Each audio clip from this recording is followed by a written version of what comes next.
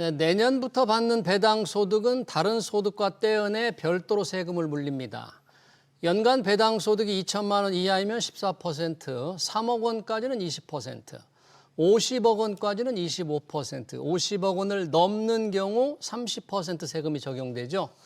배당을 많이 받는 사람들은 세율이 획기적으로 낮아지게 되는데 기업들의 배당 성향을 바꿔놓을지 그리고 증시에는 어떤 영향을 미칠지 두 분과 얘기 나눠보겠습니다. 박석현 우리은행 WM그룹 부부장 그리고 행동주의 펀드 얼라이언스 파트너스를 운영하는 이창환 대표 나오셨습니다. 어서 오십시오. 네, 반갑습니다. 안녕하십니까. 네, 배당소득 분리과세 논란을 벌이다가 최고 세율은 30%로 낮춰주기로 합의를 했죠. 50억 원 초과의 경우에. 그리고 세율 구간마다 이제 조금 세율이 다 낮게 적용이 됐는데 자, 이 배당소득 분리과세 전반적으로 종합적으로 어떻게 보는지 우선 평가부터 들어보고 싶네요. 이창환 대표님, 행동주의 펀드 운영하면서 배당소득, 배당 확대를 계속 요구해야 되는데 이번 배당소득 분리과세 이제 여야 합의를 해서 곧 통과만 되면 내년부터 시행되거든요. 어떻게 평가를 하세요? 예, 일단 종합적으로는 뭐 아쉬운 점이 없지 않지만 선방했다. 선방했다. 네, 그리고 배당 성향 제고 효과가 있을 것이다. 이렇게 보고 있고요. 예. 이 법 자체가 이제 세금 깎아주려는 게 목적이 아닙니다. 이 법의 그 목적은 우리나라 상장 기업들이 너무 배당을 안 합니다. 배당을 너무 전 세계 안 최저 배당을 하다 보니 최저 밸류에이션, 그러니까 코리아 디스카운트에 거래가 되고 있고, 예. 요걸 좀 정상화 시켜보자 하는 목적으로 도입된 법인데, 뭐 아쉬운 점이 있지만 그래도 뭐가 좀 아쉽습니까? 크게 두 가지가 저는 제일 아쉽다고 보고 있는데, 첫 번째는 이제 최고 세율. 이 30%로 된 부분인데 이제 기존의 45%보다는 낮아졌지만 그래도 양도소득세 25%와의 그 조세 중립성 문제가 있거든요. 이 양도세보다 배당소득세가 높으면은 네. 대주주들이 배당을 안 하고 그냥 쌓아놨다가 양도하려고 하는 그 성향이 그대로 있을 것이고요. 대주주의 양도소득세 최고 세율이 25%니까. 예. 뭐 어쨌든 그래도 뭐 기존보다는 많이 나으니까 그건 괜찮고, 두 번째는 이제 3년 한시 네, 그렇죠. 조특법으로 된 부분이 저는 좀 굉장히 아쉽게 생각하는데 기업들의 배당이라고 하는 거는 굉장히 장기간의 기간에 대한 안목을 가지고 발표를 하는 것이거든요. 왜냐하면 한번 높이면 낮추기가 어렵습니다. 주주들의 반발이나 주가의 악영향 때문에. 근데 그래서 이제 사실 영구적인 소득세법 개정으로 됐어야 되는데 이번에 이제 3년 한시 이제 조특법으로 돼서 기업의 경영자들이나 이런 분들이 의사결정하기가 단기적인 그 불확실성 때문에 좀 어려운 점이 있긴 한데 예, 그래도 뭐 예. 네, 두 가지 측면. 대주주 양도세율 대주주 양도세 25%보다는 조금 높은 선에서 결정된 게 아쉽다. 그리고 3년 한시가 아쉽다는 말씀을 해주셨는데 우리 박석현 부부장님은 어떻게 보세요? 시장에 이제 영향을 뭐 투자자들이 간절히 원해 왔는데 물론 이제 최고 세율이 아까 얘기한 대로 원래 기대했던 25%로 좀 높아졌습니다만 시장에 미치는 영향이나 이런 측면에서 좀 어떻게 봐야 될까요?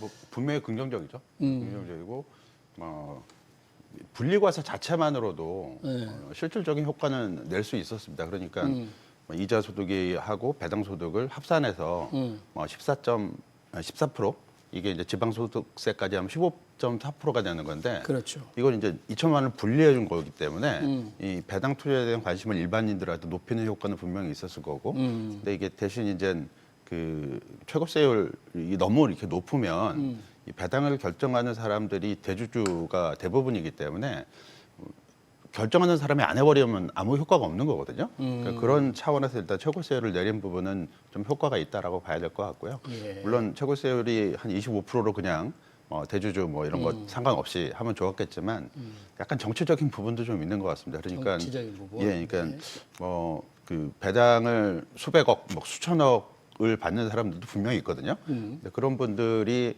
실제 이 정책으로 인해서 실제 배당 받는 시점에 어느 기업의 회장 누구 특정인이 이번 정책으로 세금을 한 1,000억 이상 안 내게 됐다라는 얘기가 나오면 부자감세 얘기가 나올 수밖에 없거든요. 네. 그러니까 거기에 대한 뭐 이렇게 얘기하면 그렇지만 약간 면피용으로 그런 조항이 좀 들어가 있는 게 아닌가라고 좀 볼 수 있을 것 같고, 그리고 3년 한시법 이게 분명히 아쉬운 부분이 있는데 이것도 약간 정치적인 부분이 좀 있는 것 같아요. 현실적으로 3년 후에 이 정책을 원복시킬 수 있을까 놓고 봤을 때는 거의 불가능하다고 봐야 될 것 같습니다. 이런 세제 혜택을 다시 거둬들이기 쉽지 그렇죠. 않다. 근데 왜 3년 한시법을 했냐면 어떤 의도인지 모르겠지만 3년 후에 우리나라 정치적인 일정이 상당히 좀 긴박할 수가 있어요. 그렇기 때문에 그런 정책을 다시 한번 네. 뭐 재탕할 수 있는 어떤 뭐 시도가 되지 않을까라고 볼 수도 있을 것 같고 네. 뭐 3년 한시법이라고 하지만 현실적으로 이거 원복시키기는 거의 불가능할 것 같습니다. 지금 이제 혜택을 많이 보는 측면도 잠깐 얘기해 주셨는데 아까 배당이 뭐 수백억, 뭐 천억 이상 되는 분들도 분명히 있을 겁니다. 예를 들면 뭐 주요 기업의 회장들 맞습니다. 예. 그러면 이번 조치로 최고 세율 원래는 45%인데 이제 30%로 낮게 받으면 아마도 배당 세금에서 전략되는 것만 해도 100억, 200억이 될 수가 있잖아요. 그러면 정부가 발표한 안에 비해서는 낮아졌으니까 배당을 많이 받는 분들, 배당을 적게 받는 개인들의 세율도 좀 지금 14%로 바뀌진 않았거든요. 2천만 원이면 그 사람들 좀 낮춰주면 안 됐을까요? 근데 사실 다시 한번 말씀드리지만 이번 정책의 목표는 배당에 대한 세금을 깎아주는 게 목표가 아니고 우리나라 증시에 너무나 과소한 그 배당 문제를 해소하기 위한 게 목적이니까 예. 사실은 이제 결국에는 아까 부부장님 말씀하신 대로 대주주들이 의사결정을 하는데 그분들이 너무 징벌적으로 높은 세금을 내고 있거든요. 지금 현재로서는. 배당소득. 예, 그거를 정상화시켜줘서 배당을 하게 만드는 게 메인이지. 예. 예, 그 밑에 있는 분들 뭐 세금 깎아주면 좋지만 예, 그렇게 높지 않고요 세율이 첫 번째. 그리고 전 세계적으로 봤을 때 배당 소득에 대한 세율이 보통 한 15에서 30% 정도 분류가세가 되거든요. 그래서 뭐 거기서 더 깎아주면 좋지만 정부 세수도 생각해야 되니까. 예, 저는 뭐 그렇게 이해하고 있습니다. 예. 아니 좀 그 배당을 적게 받아서 정부가 발표한 세율하고 똑같이 내는 2천만 원 이하 사람들 배가 조금 아플 것 같아서 우리 조금 받는 사람도 더 깎아달라는 요구가 있을 것 같은데 그렇죠. 그런 목소리가 아직 크진 않습니다만 여튼 최고 세율이 정부 안에 35%에서 30%로 낮아졌습니다. 그러면 확실히 그 배당을 결정할 대주주들 배당을 늘릴 요인이 충분히 된다고 보십니까? 어떠세요? 예, 충분히 일단은 된다고 봐야 될 것 같고요. 기존에는 대주주가 거의 배당의 50%를 세금으로 낸 거를 지금은 이제 33%죠. 그러니까 30%에 3%를 지방소득세를 더해서 그러면 이제 원래 받기로 했던 배당 금액보다 30% 이상의 배당금을 더 수취를 할 수가 있기 때문에 배당 유인 효과는 분명히 있다라고 봐야 될 것 같고요. 예. 그리고 이런 부분들이 주식 시장에도 분명히 플러스 요인으로 작동할 가능성은 충분히 있다라고 봐야 될 것 같습니다. 네. 그래서 이제 배당을 많이 하는 기업에 대한 투자를 개인 투자자들이 많이 이제 관심을 가질 것 같은데 행동주의 펀드는 그동안 배당을 늘려라, 자사주를 많이 소각해라, 주주환원을 많이 하라는 요구를 계속 해왔잖아요. 우리 주주환원이 아까 배당이 전 세계에서 꼴찌라고 그러는데 얼마나 적은 거예요, 실제로 정확히 통계를 보면? 그러니까 전 세계 평균 한 50% 정도 된다고 보시면 되고요. 배당 성향이. 단기 순이익의 한 단기 절반을 순이익의 절반 정도는 배당을 평균으로 하는데. 배당을 하고 미국 같은 나라는 자사주 매입 소각까지 합치면은 거의 뭐 90% 이상 주주 환원합니다. 사실은 원래 단기 순이익의 100%를 주주한테 다 돌려주는 게 맞습니다. 그래요? 그렇죠. 왜냐하면 단기 순이익이라는 거는 모든 비용 세금을 다 빼고 남는 거를 원래 주주가 비율대로 나눠 가진다는 게 주식회사의 기본 개념인데 예. 이제 이거를 갖다가 예외적인 경우에 기업이 내가 재투자를 했을 때 주주들이 기대하는 것보다 더 높은 수익률을 낸다 했을 때만 예외적으로 사실 유보하는 게 맞거든요. 예. 이제 그런 관점에서 이제 사실 어떻게 보면 미국이나 다른 나라의 사례가 조금 더 정상에 가깝고 우리나라는 배당 성향이 20%에 30%대입니다. 예, 그러니까 단기 순이익을 다 제하고 나서 단기 순이익을 이제 100억 벌었으면 2, 30억밖에 안 돌려주고 나머지는 다 갖고 있다는 얘기거든요. 예. 근데 이게 고성장을 할 때는 이제 괜찮은데 지금 우리나라가 이제 선진국이 돼서 좀 저성장 국면 아닙니까? 예. 투자할 때 별로 없는데도 그래도 그냥 안 돌려줘요. 예. 이제 그것들이 사실은 이제 저평가의 큰 원인이기 때문에 이거 해소해야 된다는 거죠.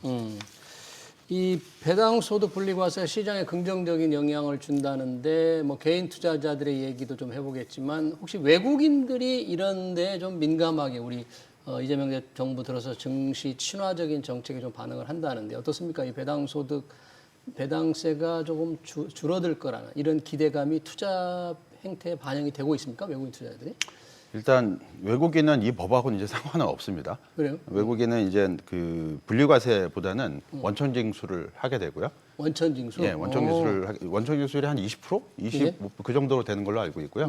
그리고 이제 조세 협정이 국가별로 맺어져 있는 경우에는 그 조세 협정에 따라서 일단 세금이 부과되는 거기 때문에 이 분리과세와는 전혀 상관이 없고 외국인들은 따라서 일단 분리과세 때문에 외국인들이 우리나라 분리과세 대상 수혜 종목에 대한 투자를 열린다 이런 부분들은 없습니다. 근데 다만 이제 그 분리과세를 시행하고 나서 그런 부분들이 수혜 기업으로 일단 그 기대가 됐을 경우에는 이 주식이 조금 오를 수 있는 기대감이 있기 때문에 외국인 입장에서는 투자 관점에서 이런 투자를 할 수는 있을 것 같고요. 예. 다만 최근 동향에는 그런 부분들은 나타나지 않고 있는 것으로 보여지는데 뭐 대표적인 수혜 업종이라고 볼 수 있는 금융업종 네. 그리고 이제 지주회사 그러니까 복합기업이라고 볼 수 있는데 네. 이들 업종에 대한 외국인 투자는 지금 2개월 연속 순매도를 기록을 하고 있기 때문에 순매도를 예, 정책 측면에서 외국인한테 어필할 수 있는 부분은 지금으로 봐서는 이렇게 당장 나타나지는 않고 있다. 물론 중장기적으로는 나타날 수는 있겠지만 지금 현재 당장 이런 부분들이 빛을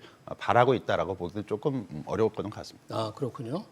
아까 이창원 대표님이 이제 우리도 이제 성숙한 경제가 됐으니까 뭔가 이렇게 급속한 성장이 아닌 경우에는 배당을 좀 이익을 다분해야 된다 그랬는데요. 예. 그럼에도 불구하고 미래 성장을 위해서 이제 재투자를 많이 해야 되는 예를 들면 제조업이라든지 IT 기업 있잖아요. 예, 예. 이런 데들은 이번 배당소득 분리과세가 좀 우린 불리하다. 우리는 뭐 배당을 뭐 하기 싫어서가 아니라 미래 성장 동력을 위해서 훨씬 많은 돈을 투자해야 되기 때문에 좀 불공평하다 이렇게 생각할 수 있지 않을까요? 예, 그런 기업들은 이제 그냥 투자를 많이 하시면 됩니다. 재투자를 많이 하면 되고 지금보다 나빠지는 건 아니거든요. 예, 그냥 하는 대로 예, 동일하고 결국에는 재투자를 하는 거는 언젠가는 결국에는 수익으로 돌아왔을 때 주주에게 돌려줘야 되지 않습니까? 주식회사라는 게 예. 예, 언젠가는 주주에게 돌려줘야 되는 거예요. 돈을 예, 회사 근데 이제 재투자를 해갖고 나중에 돈을 벌었을 때 그때 주주에게 배당을 하게 되면 그때 어차피 혜택을 받을 수가 있습니다. 예. 그래서 뭐 특별히 손해 보는 거는 저는 없다고 생각하고 있습니다. 외국에도 이게 이 성장 기업들 배당을 안 하는 기업도 많이 있죠. 맞습니다. 예. 엔비디아도 뭐 배당을 별로 안 하는 것 같은데. 그러니까 이제 이걸 어떻게 보시면 되냐면 이제 내가 고성장 그리고 고성장이라고 하는 거는 내가 투자했을 때 고수익을 기대할 수 있는 투자처가 많다는 이야기죠. 예. 예, 그 기업들은 배당을 하는 것보다 오히려 재투자를 하는 거를 주주들이 오히려 원합니다. 왜? 그렇게 했을 때 주가가 더 많이 올라가고 수익이 더 높습니다. 네. 예. 그리고 우리나라에서도 사실 고성장 기업들에 대해서는 배당하라고 요구하는 경우가 별로 없습니다. 그래요. 예.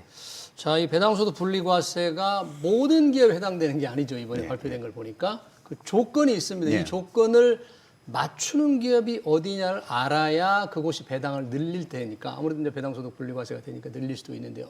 그 조건이 어떻게 됩니까? 좀 복잡한 조건에서 그래도 약간은 단순화됐습니다. 그러니까 그 주말에 발표된 내용을 보게 되면 배당 성향의 40% 이상을 기록하고 있는 업체 또는 40% 이상. 예, 배당 성향의 40%는 약간 선진국 기준이 될 수가 있기 때문에 예. 당장은 달성하기 좀 어려운 부분이 있어요. 그렇기 때문에 일단 다른 조건 하나가 배당 성향이 25% 이상이고 예. 전년 대비 배당을 10% 늘리는 회사. 이런 조건이 붙었는데 어떻게 보면 좀 원래는 어려워. 저게 3년 평균 5% 이상이었잖아요. 조건이 바뀐 거죠. 예, 맞습니다. 좀 더 직관적으로 바뀌었다라고 볼 수 있을 것 같고요. 배당 성향이 40% 이상을 기록하고 있는 우리나라 기업은 그 500대 대기업으로 봤을 때 한 70여 개사가 좀 있는 것 같고요. 70여 개. 예, 그리고 근데 이 중에는 배당 성향이 40%임에도 불구하고 이익이 급격히 감소해서 배당 규모를 어느 정도 유지해야 되기 때문에 일시적으로 배당 성향이 높아지는 회사들도 있거든요. 예. 그러니까 일단 이런 회사들보다는 최근 2년 연속, 그러니까 2023년, 2024년 배당 성향이 35% 이상을 2년 연속 기록한 회사가 한 54개사 정도 됩니다. 네. 이런 기업들은 조금만 배당 성향을 높여도 40%에 진입을 할 수가 있기 때문에 유력한 뭐 대상이라고 볼 수가 있을 것 같고요. 혹시 업종으로는 좀 어떤 게 좀 구분되는 게 있어요? 좀 54개사 중에서 상당 부분은 아무래도 이제 금융회사들이 금융. 예, 좀 많이 포진을 해 있고요. 예. 생명보험회사, 그다음에 증권회사 일부, 그리고 은행 쪽은 오히려 조금 이렇게 배당성이 이렇게 높지는 않습니다. 아, 그래요? 예, 한 20%대 후반 그 정도이기 때문에 은행 업종이 40% 이상 배당 성향을 가져가려면 상당히 많은 배당 증가를 좀 해야 된다라고 볼 수 있을 것 같고요. 예. 근데 앞에서 말씀드린 대로 25% 이상의 배당 성향에 전년 대비 10% 이상 배당 증가. 이런 업체들이 그렇게 많지 않을 수도 있겠다라고 생각할 수도 있는데 예. 꼭 그렇지만은 않습니다. 왜냐하면 작년에 코스피 기업들의 배당 성향은 한 27%를 기록을 했습니다. 그러니까 평균. 순이익 168조 중에 예. 배당 금액이 총 한 45조 원 정도를 기록했기 때문에 예. 배당 성향 27%를 기록을 했고요. 그리고 올해 지금 예상되는 코스피 기업의 순이익은 217조 원 정도. 예. 그러니까 전년 대비 30% 정도 순이익이 이제 늘어나는 어떤 흐름을 보인다라는 얘기죠. 그러니까 이 얘기는 작년에 기록했던 27%의 배당 성향을 그대로 유지를 하고 예. 순이익이 한 30%가 늘었기 때문에 순이익 증가율이 10% 이상을 기록한 업체들이 배당을 10% 그대로 늘릴 수가 있습니다. 네. 배당 성향을 높이지 않아도 순이익 증가분만큼 이렇게 늘릴 수가 있다는 얘기죠. 그래서 생각보다는 그 기업이익이 이제 급감하는 그해 연도 같은 경우는 이 조건을 달성하기가 쉽지 않을 겁니다. 네. 하지만 올해나 내년 같은 케이스로 보게 된다면 일단 베이스로 되는 배당 성향이 그렇게 높지 않고 그리고 기본적으로 순이익 자체가 많이 늘어나는 구조로 가고 있기 때문에 생각보다는 이 조건을 달성하는 회사, 물론 배당 성향 40%를 달성하는 회사는 상당히 10% 미만으로 일단 볼 수 있겠지만 예. 두 번째 조건을 달성하는 회사는 상당 부분 많을 수 있다라는 얘기고요. 근데 좀 중요한 부분인데 그런 것보다는 작년에 말씀드린 대로 그 정도 45조 원 정도 배당을 했을 때 배당 수익률이 한 2.3% 정도가 됐어요. 2.3%. 예. 근데 이제 네. 내년도에 순이익이 217조 원이라고 말씀드렸는데 30%의 배당 성향을 높여지게 된다면 이 배당을 할 수 있는 금액이 한 65조 원 정도로 늘어나는데 예. 문제는 주가가 너무 많이 올라서 지금 아. 코스피 시가총액이 3,000조란 말입니다. 그렇게 그러니까 되면 배당 수익률이 높지 않아 낮아질 가능성이 굉장히 많군요. 그렇죠. 배당 금액이 급격히 늘어난다 하더라도 배당 수익률은 오히려 2025년이 2024년보다 약간 낮아질 수 있다라는 얘기고요. 네. 그래서 일단 이 배당소득 분리과세 그리고 효과적인 유효한 배당 수익률을 확보하기 위해서는 배당을 많이 줄 수 있는 업종에 초점을 맞춰서 투자를 할 필요성이 있다라는 얘기고요. 네. 따라서 일단 배당 이 관점의 어떤 투자 역시 선별 필요성은 분명히 있는 것 같습니다. 선별해서 해라. 이청환 대표는 이제 행동주의 펀드 얼라인 파트너스 운영하는데 아까 이제 배당을 늘려라, 자사주를 더 소각을 많이 해라. 일단 주주 환원을 높이라는 게 이제 가장 큰 목적이었는데 아까 얘기한 대로 예. 고성장하는 기업은 배당을 많이 할 필요가 없을 수도 있잖아요. 맞습니다. 예. 혹시 얼라인 파트너스는 그런 요구를 하는 기업도 있어요? 저희가 이제 봤을 배당 너무 때, 하지 마라 이런 경우도? 예, 저희가 봤을 때 성장을 좀 더 포커스해야 되는 경우에는 저희가 배당 오히려 줄이라고 제안하는 경우도 있습니다. 예, 저희가 어느 최근에 기업에 그렇게 하고 있어요? 예, 최근에 저희가 이제 스틱 인베스트먼트라고 하는 예. 우리나라 대표적인 사모펀드 운용사에 저희가 이제 공개 캠페인을 하고 있는데요. 이 회사는 이제 그 운용 자산을 계속 성장을 시켜야 되는데 저희가 생각했을 때는 자기 자본을 가지고 펀드에 좀 GP 커미트라고 하는 이제 펀드 출자를 좀 늘려야지만 본인 운용 자산도 늘릴 수 있다고 봐서 배당을 좀 당분간 축소하고 예, 재투자를 강화해라라는 요구를 저희가 하고 있거든요. 예. 예, 그렇지만 이거는 좀 예외적인 경우고, 예외적인 예, 경우. 주로는 저희 고성장 기업은 보통 이제 밸류가 낮지가 않아요. 고성장 예. 기업들은. 그러니까 저희가 이제 배당 증가나 자사주 뭐 매입을 하라고 요구하는 경우는 주주 환원을 해야 되는데 예. 그냥 안 하는 경우, 안 하는 예, 안 하는 경우에 주가가 굉장히 저평가되거든요. 그러니까 이런 경우에만 행동주의가 생기기 때문에 이제 저희가 배당하고 자사주 늘리라는 이야기를 자꾸 하는 것처럼 보이지만 이게 뭐 항상 저희가 배당 증가만을 요구하는 건 아니다. 예. 이제 내년 주총을 앞두고 여러 가지 주주 제안도 하고 그럴 텐데 한 몇 개 기업 정도에 지금 내년 주총에 적극적으로 좀 하는 것이 몇 개 정도 돼요? 우선은 지금 저희가 아직 뭐 확정된 바는 없고요. 예, 저희가 현재 4개 기업에 저희가 이제 5% 지분 공시를 하고 있고, 예. 예, 저희가 이제 최근에 이제 경영권 영향 목적으로 저희가 그 목적 공시를 해놨거든요. 그렇다고 해서 저희가 내년 주총 때 뭔가 하겠다라는 게 뭐 정해져 있는 건 아니고요. 예, 그냥 열심히 그냥 뭐 주주 관여를 하고 있다 이렇게 보시면 될 것 같습니다. 네. 지금 아까 배당소득 분리과세 대상이 되는 기업을 박석현 부부장께서 여러 개 말씀해 주셨는데 투자자들이 내가 투자하는 기업이 그 요건을 맞추는지 안 맞추는지 아는 것도 그렇게 쉽지는 않을 것 같습니다. 그렇죠. 예. 뭔가 정말 배당 활성화를 위해서라면 이런 기준을 없앤다거나 아니면 왜 배당 많이 하는 기업으로 구성된 펀드들 있지 않습니까? 예, 예. 그런 데 좀 혜택을 주는 면 어떻습니까? 뭐 그것도 한 가지 대안이 될 수가 있겠죠. 그러니까 지금 이렇게 얘기를 많이 하고 있는데 구체적인 기업을 찾아내려면 상당히 전문적인 프로그램을 돌려야만 그거를 뽑아낼 수가 있고요. 그것도 예상치기 때문에 실제로 그렇게 될지는 알 수가 없습니다. 네. 그러니까 올해 기준으로 배당을 많이 하는 분리과세가 예상이 돼 있는 기업에 투자한다 하더라도 실제 이 기업들이 이거는 법으로 정해진 약속이 아니기 때문에 그렇게 이행 안 할 수도 있는 거거든요. 단순히 예상치기 때문에 약간의 깜깜이 투자가 될 수가 있기 때문에 이 펀드를 통해서 이 어느 정도의 바스켓을 구성해서 하게 되면 실패할 확률이 좀 줄어들겠죠.